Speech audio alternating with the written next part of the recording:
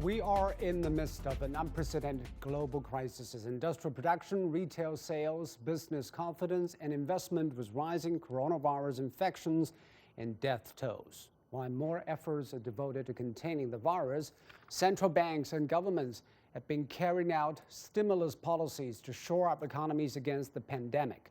How have markets reacted to these relief measures? Is the world economy inevitably headed for a recession? If so, how bad and how fast?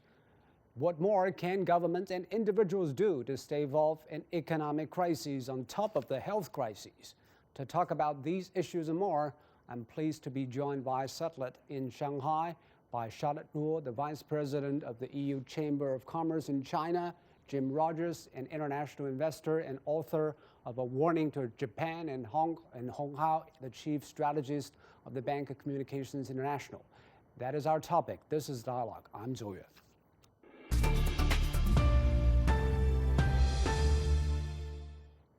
So what is the economic outlook for the world? According to Goldman Sachs, the global GDP is expected to contract by about 1% in 2020. And Hong Hao, that's a sharp economic decline, considering that we've been enjoying the comfort of economic growth of roughly 2% around the world for quite some time. Yes, I think so too. I think right now the world is facing a big growth challenge. Basically, China has largely stopped for the first quarter. And also the U.S. now is entering into a quarantine lockdown mode. So I think for the second quarter, the U.S. economy is probably largely slowing down as well. So, with the two of the biggest growth engines slowing down for the world, I'm not surprised to see all organizations are revising down the growth estimates. And Jim, what is your outlook for the global economic growth, or should I say contraction? Contractions, oh yeah. It's been over 10 years in the U.S., and I'll use that since it's the biggest economy, since we've had a recession. Normally we have them every several years. The whole world does. There's nothing wrong with recession. It hurts a lot of people, but normally that sort of cleans out excesses in an economy, and then it can grow from a stronger base. And nobody likes them. Nobody likes forest fires, but forest fires are good for the forest in the end. So this is going to come, so yeah, everybody should just prepare. And Charlotte, of course, Europe has been living in the shadow of the 2008 financial crisis and Brexit, and how European economy is going to be faring down the road.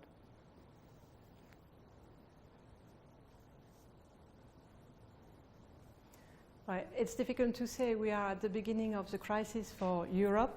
And actually, we learned a lot of how it was dealt with in China, in Asia, in other countries. Strong measures are taken in Europe to support the economy, to maintain employment.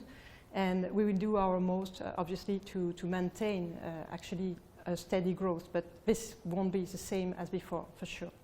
And the global stock markets actually suffered heavy losses for the past few weeks.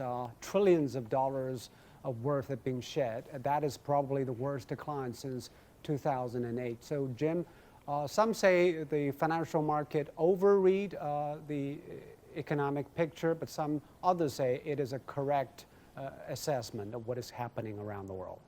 Jim? So yeah, we haven't had a bear market in the United States for 10 years.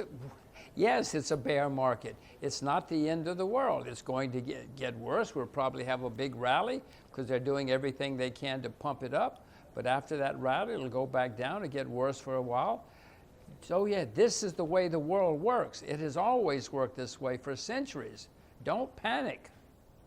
But this is probably just because people are panicking and businesses are panicking. So Hong Hao, do you think the liquidity injection from around the world actually feed to the panic mood around the world as well?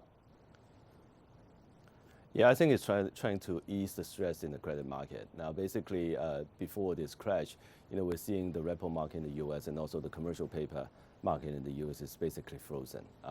Businesses can't get credits from the market. So, it's necessary for the Fed to use all it can, to unfreeze these markets. But, for the stock market, because because of the lack of liquidity, it doesn't have the price mechanism to correctly reflect, what's going on. So that is why, we're seeing some forced selling of positions across the board in the past few days. And I think, now, because last night the Fed is pulling all stops, and also, there's a hope that there could be a, bipartisan agreement on the economic stimulus bill coming from the Congress today or tomorrow. So, let's hope that would happen. Then that way, it can produce a relief rally from a very deeply oversold level. And a lot of people want to put this into perspective. According to the IMF Managing Director, Kristalina Georgieva, said that this recession could be worse than 2008 financial crisis. How would you compare what happened now to 2008 and even probably bigger crisis before, like the Depression in the 20th century? Well, if you look at the prospects of unemployment situation coming in the coming weeks, and also if you look at the economic contraction because of the quarantine efforts that the U.S. is engaged itself in, the magnitude of it is just unseen, even in the depths of 2008 financial crisis. So I think in that regard, many would say that it's worse than 2008. But then at the same time, if the virus goes away when summer comes, and also the quarantine effort is only for 1 quarter, it will be a one-off hit on the U.S. economy. And Jim, do you think it is comparable to the 1930s depression in the United States that made the whole world drive into an abyss?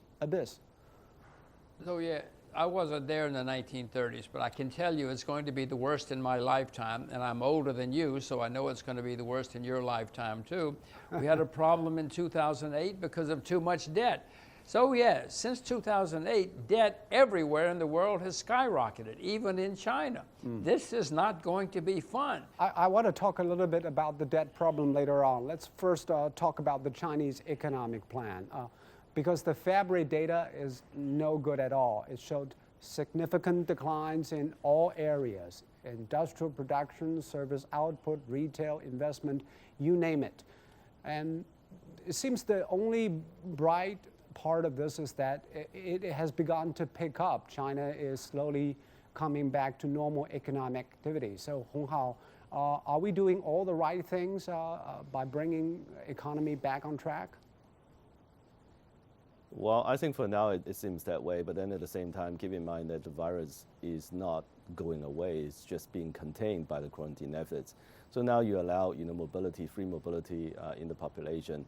There is a chance that, could be a relapse of contagion. But then at the same time, you have to balance that, a relapse of virus spread, against the economic benefits that you can get by going back to work. And I think, in the first quarter, China has done all it could to, stop the virus spread. And today, I think we're lifting the travel ban from the Wuhan city as well. I think the authority may have seen more numbers, more data to assure itself that Wuhan is safe to travel. So I would say that now, for now, it's the right thing to do. But Charlotte, this is a globalized economy. When Europe is still in the midst of this crisis and America is still fighting this epidemic with full force, can China's economic activities rebound as everybody expected?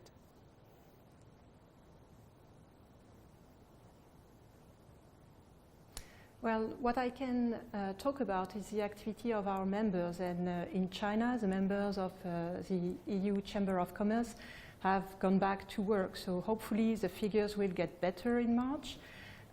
Another point is that actually for consumer goods and services, we can hope a spring now that people can get back to their normal lives. But actually there are 2 elements I would like to highlight. First is that we saw supply chain disruption with this crisis. And this highlighted the difficulties of having just 1 or maybe 2 economies recovering. So we are talking now about China getting better, but this doesn't mean that globally this goes better. It is not possible to rely only on 1 economy, and we have now global supply chain that were made for efficiency and actually not really for resilience. So we certainly have to rethink about that. Another point for China is that things are definitely getting better, But the difficulty and the challenge we are facing now is about restriction to circulation and notably to arrivals in China. It is very difficult to manage this, to have quarantine upon arrival, very strict processes, and actually it has an impact on industries that may need high-skilled engineers to come to perform upgrade, to do very specific jobs that don't require actually full-time employment, so they can simply But isn't that a global problem? It seems a lot of governments around the world are restricting inbound travels. People are just traveling less.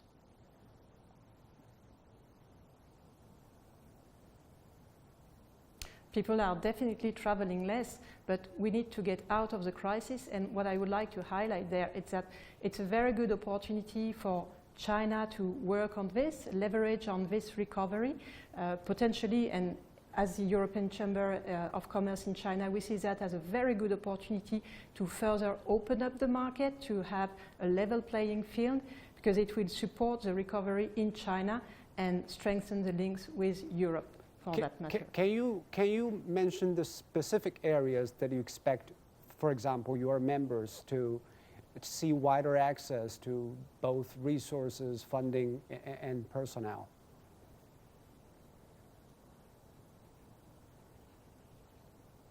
It's a question of market access, so that's a recurring element that we are advocating. We want better market access. We saw an improvement in the approach on foreign investment in China, and you remember certainly the foreign investment law in that respect, but there are still some, I would say, difference in the treatment between Chinese companies and foreign companies. So that's a very good opportunity. China has a huge history of responding to crises by further opening up. We saw that in the late 70s, we saw that in the early 90s and at the turn of the millennium with the Asian financial crisis. So this is a very good moment to do so, and actually having the European companies supporting further the recovery is a very good element. And I think I would add also one point. It's a crisis, we talked a lot about financial markets, but it's not a financial crisis. This is a totally different crisis to what we experienced in 2008. Actually, this is a crisis based upon consumption and production dives, and from that, you have an impact on financial markets and on confidence that are plummeting. I want to talk a little about the government's response to what you said, Charlotte. In China there should be a supply shock and demand shock at the same time. And central banks and governments from around the world have adopted drastic physical and monetary measures simultaneously to counteract the disruption by the coronavirus. So Hong Hao, do you think the stimulus measures from governments around the world are effective? Where should the focus be? Well, I think it's helping to alleviate the situation. Now, basically, in the U.S., because people have not too much savings, and also, many people are living paycheck to paycheck. So it is imperative for the government to bail out, some of them, to give them cash, to basically survive these few weeks during the quarantine period. I think even here in Hong Kong, because in the past few days, there's a pickup of imported infections in Hong Kong City. So basically, people suddenly, bars and restaurants, customers just disappeared, just like that. So, the demand is being suppressed because of the fear of the virus and also because of the lack of confidence here as well. So I would say that, yeah, the government is doing all it could, to alleviate the situation, but it is only making a bad situation less bad. And do you think it is a good idea for the government maybe to dole out cash to citizens like the U.S. is planning to do? Maybe Hong Kong is also considering a similar plan? That's right. That's right, and I heard that some countries are giving electronic consumption coupons. I think it's Japan, for people to buy things. I think it's a good idea in the sense that it help people to get past this very difficult period, especially those ones who's living paycheck to paycheck, and also it helps the local business as well. Because especially the smaller business like restaurants and bars, they rely on local communities to survive. But Jim, it seems the U.S. decision makers have trouble prioritizing who they should help first. Is it businesses or is it households? The U.S. Senate Democrats blocked an action on emerging deal of nearly $2 trillion U.S. dollars rescue package. They can't agree on the plan. Why they can't agree? Well, because everybody wants to pay off their friends. The Democrats want to pay their friends. The Republicans want to pay their friends. Who are their friends? They don't worry about the country so much. Well, it depends on who you speak to. The Republicans say the Democrats just want to help everybody, and the Democrats say the Republicans just want to help big business. I have no idea. I'm not in the halls where they're talking about all these things. Who do you think? But I will say to you, who do you think need help more at this moment? Is it businesses or everybody? well, everybody needs help because we're going to have a recession, and in a recession, everybody suffers. China is about to start getting less bad, but China has the situation that their friends, their customers, Japan, Korea, Europe, America, all are beginning to have worse problems. So China cannot recover as much as it would otherwise because its customers are having problems, including everybody in America. It seems China has the same problem, Hong Hao. China's government wants people to spend, consume, to buffer up the economy, but also we want to help those small and medium-sized businesses. Otherwise, who would run out of business? Yeah, that's right. I think Wuhan is giving people living in poverty 10,000 yuan for each household. So I think that definitely is helping out the situation. I think for smaller business, even though people are starting to go back to work, but some are still somehow being isolated, in remote areas, where their hometown is, and they have some difficulties going back to the city where they work. And also, even for smaller business, from what I heard is that even though the machines are starting, but overseas orders are being canceled, because overseas factories have stopped. So I think, we are facing a situation because of a close integration of global supply chain. So even if China start to work, the rest of the world is in a quarantine mode. So no one is, working with China to produce all these goods. And the European leaders also worry about their economic promises. So Charlotte, the French and the German government also wants to dole out rescue packages. Are their plans anything different from America's and China's?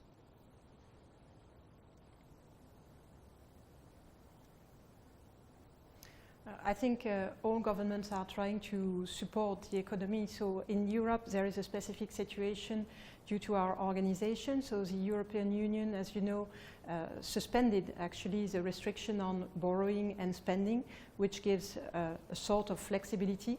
Obviously, then we have to be realistic. So the answer provided by government combines both very short-term urgent needs and mid to long-term, because we need to target both containing the virus but also the recovery and to have a sustainable approach in this respect. But the finance ministers of the EU just agreed to suspend restrictions on borrowing and spending to deal with the pandemic and its economic fallout. It seems they are willing to write a blank check, although you are still in debt.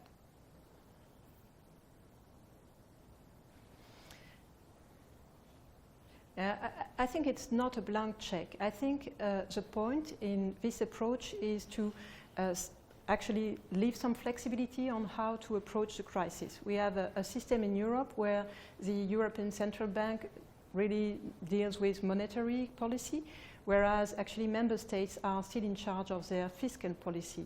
And it's interesting to see how different approach can be then set up by the states, the member states, depending on their situation, where they are in terms of containing the virus. And I think we will learn a lot of lessons from there in the difference of approach, in means and outcomes. It will be very important to have to draw the lessons from that. German probably in a better position, but French is really difficult. The French government says it will use all means available. Sometimes probably they were considering nationalization of companies. Its finance minister said last week that what might be big French companies that will be nationalized?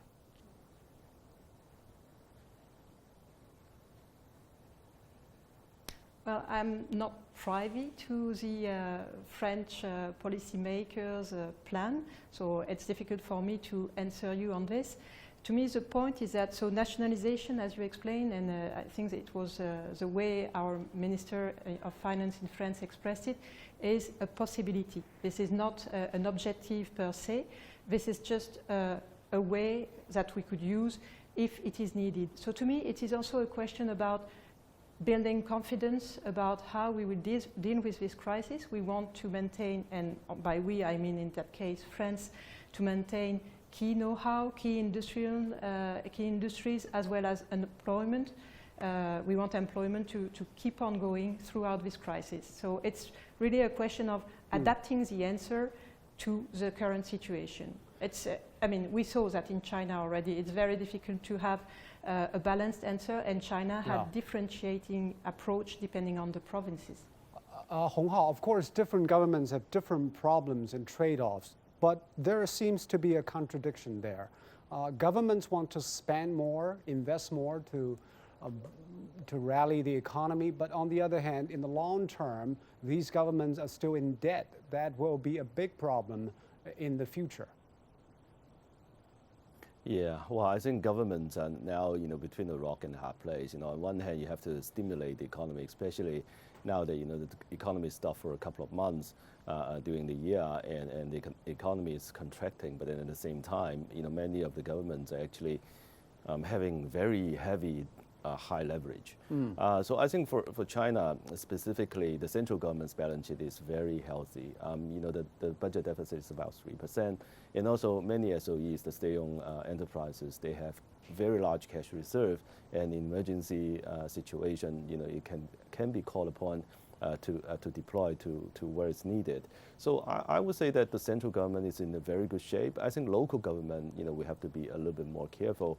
Many of the local governments, running on very high leverage for years, and recently, because of the lack of land sales proceed, because of the virus spread, many of them, most likely than not, is running very high budget deficit. For them to engage themselves into infrastructure spending to prop up the economy, it's a big challenge. And James, the Americans, the average Americans live paycheck to paycheck. And the U.S. government is living by doing QE. That is printing a lot of money. How troublesome will that be? So yeah, the cure can be worse than the disease, It looks like America is going to make this much, much worse in the long run. My children are going to have a disaster. They're spending because trillions. That's with a T. Because of the debt. And, well, they're also printing a lot of money. I mean, printing a lot of money never has been good in the end. Look at Zimbabwe. Look at many countries that have tried it. That's not a long-term solution. So far, the Chinese have done a better job than the Americans or the Japanese. I didn't say they've done a great job. They've just done a less bad job. You've kept your interest rates at a reasonable rate. You've spent money, but you haven't gone crazy like we have in the U.S. and Japan. I'm not saying China's going to come out of this better than the others, but so far, your policies are sounder than those in America. I'm an American. I'm stunned and appalled at what my government is doing. But the politicians in Washington probably want to argue, well, when the economic picture gets better and recovered, we will regain some ground. Now we can afford the debt for the moment. Put in some way, that's what they've been saying for 50 years. And then now America's the largest debtor nation in the history of the world. And they're going to double it again. I mean, yes, I know what they're going to say. What they're really trying to say is we want to get reelected. We want to keep our jobs. We're not going to be around in 20 years. Another big question hanging over Americans is probably how will this pandemic reshape the political picture, especially the 2020 U.S. election? Will President Trump ride out of the storm unscathed, and what will be the political fallout? Jim? You're asking me? Yes. Well, it's very difficult to unseat a president in office in American history, because American presidents can spend money where they need to. If they need votes over here in this state, they spend money there. If they need it over there, they spend money there. Opposition cannot do that. Now, but also the economy is extremely important historically in American elections. So if the economy collapses, Mr. Trump will certainly come back and do everything he can to hype the economy and keep things going, he will also probably intensify trade wars, because then he can blame it on the foreigners.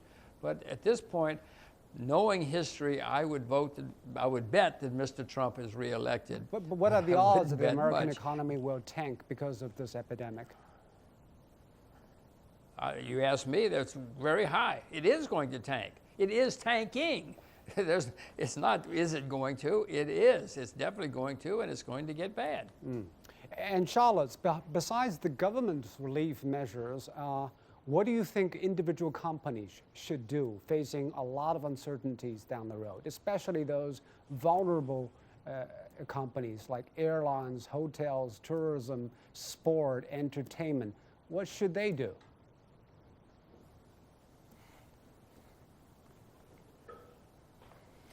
Well, it's a very difficult question, and I'm sure if any one of us has the answer, they will hire us as consultants. We are all facing the situation currently and seeing how tough it is for that kind of companies. So they may have some measures, they may rely on typically business travels, at least those ones. They may propose some rebate in some case, but then the question is the one you were pointing out just a moment before. Can people travel? Can people have that kind of holiday outside of their place or country or whatever? So it's probably too early to say, but for sure it's a difficult time for them, and there are some means, but currently people can simply not travel. Hong Hao, what is your assessment? Will these businesses weather the storm, or will they become bankrupt? Well, God bless them. It will be extremely difficult for them during this period, but let's hope that they get the help they needed from the government and survive this period. And Jim, what are your advice to those struggling businesses? Well, my advice is please don't borrow a lot of money. Take your losses. This will pass. I assure you this will pass. If you come out the other side with a lot of debt, you're going to have more problems struggling. So take your losses that you have to, sell some assets if you have to, but don't do something foolish that will burden you for the long term. All right. Thank you very much, Charlotte, Jim, and also Hong Hao for your analysis on the world economic fallout of the pandemic. You've been watching Dialogue here on CGTN. Thank you so much for watching. Goodbye.